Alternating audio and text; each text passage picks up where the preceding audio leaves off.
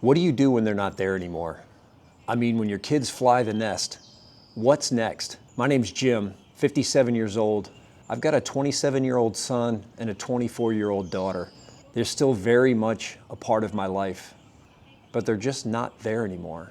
They're not in the house to wake you up. They're not there to greet you with a smile when you get home. They've moved on. They've grown up. I mean, technically, my wife and I, we're done parenting, if you will. We should be waving the checkered flag. We should be excited because we don't have to parent them anymore. We've done our job. We should be excited. And I am. I'm really thrilled with every single accomplishment that they have in their lives. But at the same time, I miss those moments. I miss sitting on the toilet when your son walks in at 4 years old. And yeah, sitting on the toilet, that's right. You have zero privacy when your kids are that age. And he just starts a conversation. And it was almost as if overnight he reached another phase of his life. He had grown from toddler to little boy. And I could literally see it. It was magical. It was a pivotal moment in his development. And I don't have those anymore. I mean, it's good that I don't, but I miss that. I miss seeing them grow day by day, phase by phase, and become the humans that they are now. It's tough to wake up to an empty house that used to be filled with two teenagers getting ready for school, driving them to school, driving them home from school. I miss those days. I really do. I wouldn't change where we are right now. Could not be happier. But seeing your kids once or twice a month, the world doesn't prepare you for that. The heartache when you have to say goodbye. My son and daughter-in-law, they live in the same town we do. And sure, we see them a couple times a month. It's awesome and it's tough. It's tough to let them go.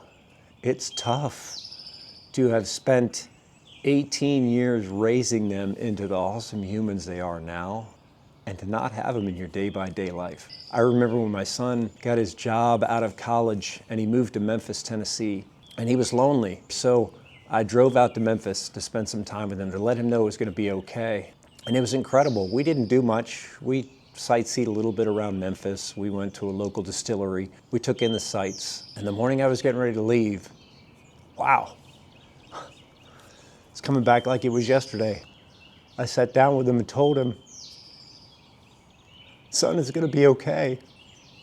This is part of life. And really what I was telling myself was, Dad, Jim, whew,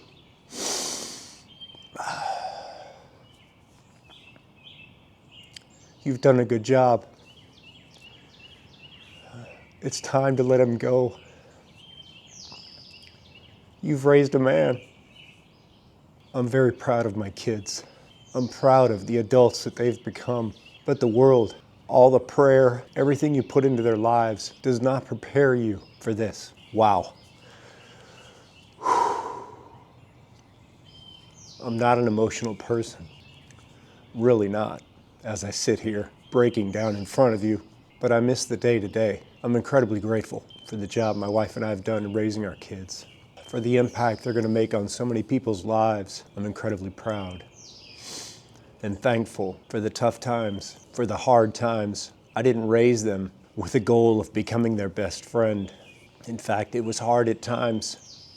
I remember getting yelled at. I remember the tough love to motivate my son, to motivate my daughter. The arguments, I remember those like they were yesterday, and they were painful.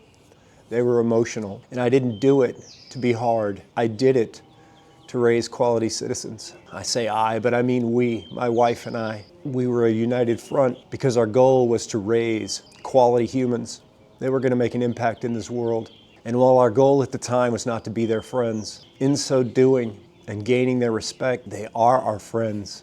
I say three now because of our daughter-in-law. She's an incredible part of our lives too. But they are our friends, some of our best friends. And having great friends in your life is important. But having adult children who've grown into being your friends, that's probably one of my greatest accomplishments. And watching them grow and leave the nest to go to college or step out into their next phase of life is incredibly humbling because you've reached the finish line of being the everyday day in, day out parent, and the phase has changed. You're now the one that they're gonna seek advice from every once in a while. They're gonna reach out and share those moments. I had a great time. I went on my first date. I started dating this person. You're gonna have the heartache. So-and-so and I broke up, but you're more of an advisor than a parent. You're no longer telling them to clean their room and brush their teeth, mow the lawn, pull the weeds. All the things you ask them to do to be part of a family. They're still a very big part of your family, but the interactions are on a monthly, a bi-monthly basis. And it's just different. It's awesome. It's incredible, but it's different.